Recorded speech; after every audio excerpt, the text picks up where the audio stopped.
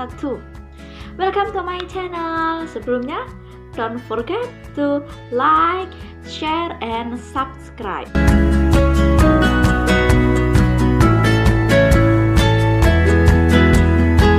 Oke, perkenalkan dulu, nama saya adalah Sita Fitri Hanifah. Saya seorang mahasiswi di jurusan Manajemen Dakwah yang ada di kampus Win 1 Tulung Agung. Oke, di sini saya akan memaparkan tentang materi perkuliahan sistem pengendalian manajemen. Nah, saya di sini akan menjelaskan tentang 3 poin, yaitu poin hubungan antara input dan output, pengukuran input dan output, dan yang terakhir yaitu efisiensi dan efektivitas. Ayo langsung saja kita ke materi kita. Pertama, hubungan antara input dan output. Di sini saya menuliskan input dan output bersifat timbal balik dan langsung. Dan yang kedua yaitu pengendalian difokuskan pada bagaimana memanfaatkan input minimal untuk menghasilkan output yang diinginkan. Dan yang terakhir saya menuliskan tentang pada kegiatan penelitian dan pengembangan hubungan antara input dan output lebih sulit dijelaskan. Oke? Gimana sih maksudnya dari ketiga poin yang saya tulis di sini? Oke, manajemen memiliki tanggung jawab untuk mengoptimalisasi hubungan antara input dan output. Nah, pada beberapa tanggung jawab, input dan output bersifat timbal balik dan langsung. Contohnya, pada sebuah produksi, inputnya bentuk bahan baku masih dapat dilihat pada produk jadi. Pengendalian tersebut difokuskan pada bagaimana memanfaatkan input minimal untuk menghasilkan output yang diinginkan. Yaitu gimana sih maksudnya? Nah, maksudnya ini sesuai dengan ketentuan dan standar kualitas yang ditetapkan pada waktu dan kuantitas seperti yang diinginkan. Oke, pada beberapa kondisi input tidak berkaitan langsung dengan output. Misalnya, biaya promosi yang dikeluarkan untuk meningkatkan pendapatan. Akan tetapi, peningkatan penjualan dipengaruhi beberapa faktor selain promosi. Nah, hubungan antara peningkatan biaya promosi dengan peningkatan pendapatan sulit dijelaskan.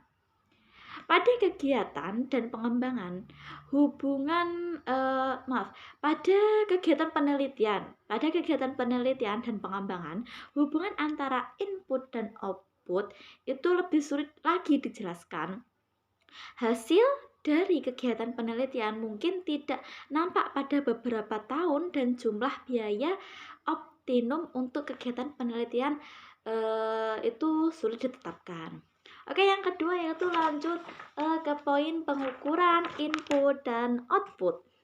Di sini saya menuliskan dengan pengukuran input dan output dapat memberikan informasi kuantitatif pada informasi kualitatif. Poin kedua yaitu input dapat dinyatakan dalam ukuran fisik.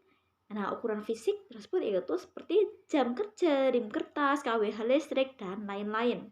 Yang terakhir yaitu pengukuran output tidak semudah seperti input. Oke, maksudnya gimana? Lanjut saja. Pengukuran input dan output memberikan informasi kuantitatif pada informasi kualitatif.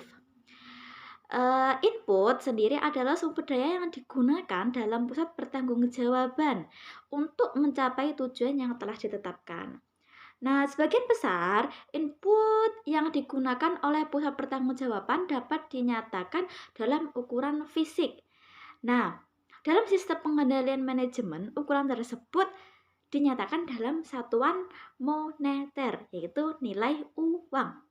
Nilai uang dari input tertentu dapat dihitung dengan mengalihkan kuantitas fisik dengan harga per unitnya. Pengukuran output tidak semudah seperti pada pengukuran input. Jadi kebalikannya ya.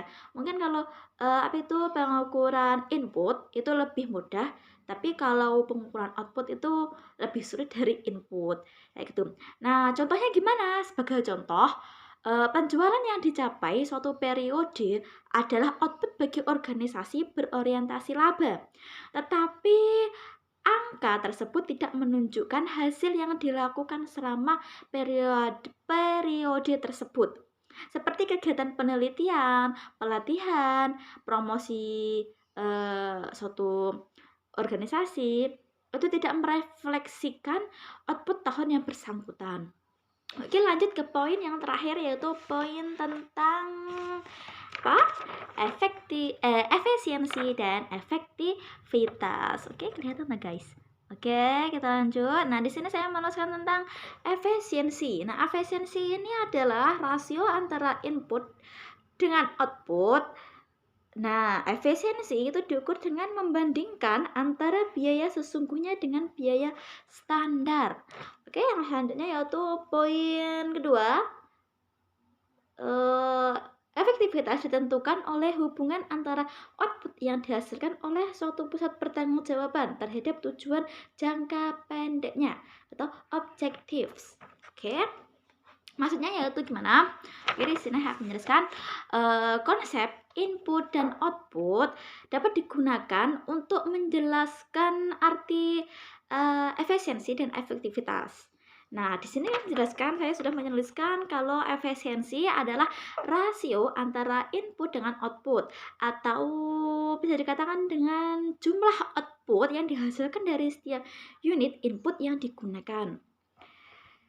Nah, pada beberapa pusat pertanggungjawaban, efisiensi diukur dengan membandingkan antara biaya sesungguhnya dengan biaya standar, yaitu berapa biaya yang seharusnya terjadi untuk menghasilkan output yang ditetapkan. Sedangkan efektivitas sendiri ditentukan oleh hubungan antara output yang dihasilkan oleh suatu pusat pertanggungjawaban dengan tujuan jangka pendeknya atau yang disebut dengan objectives ya. Semakin besar output yang dikontribusikan terhadap tujuan yang ditetapkan, maka semakin efektiflah unit tersebut atau unit tersebut. Secara ringkas, suatu pusat pertanggungjawaban akan bersifat efisien jika melakukan sesuatu dengan tepat dan benar, dan akan bersifat efektif jika melakukan hal-hal yang tepat juga. Nah, mungkin cukup sekian penjelasan dari saya. Kalau ada pertanyaan bisa langsung ditulis di kolom komentar. Oke, yang belum tekan tombol like, share, and subscribe. Jangan lupa untuk menekannya ya. Oke, terima kasih. Kurang lebihnya saya mohon maaf. Wassalamualaikum warahmatullahi wabarakatuh. Bye.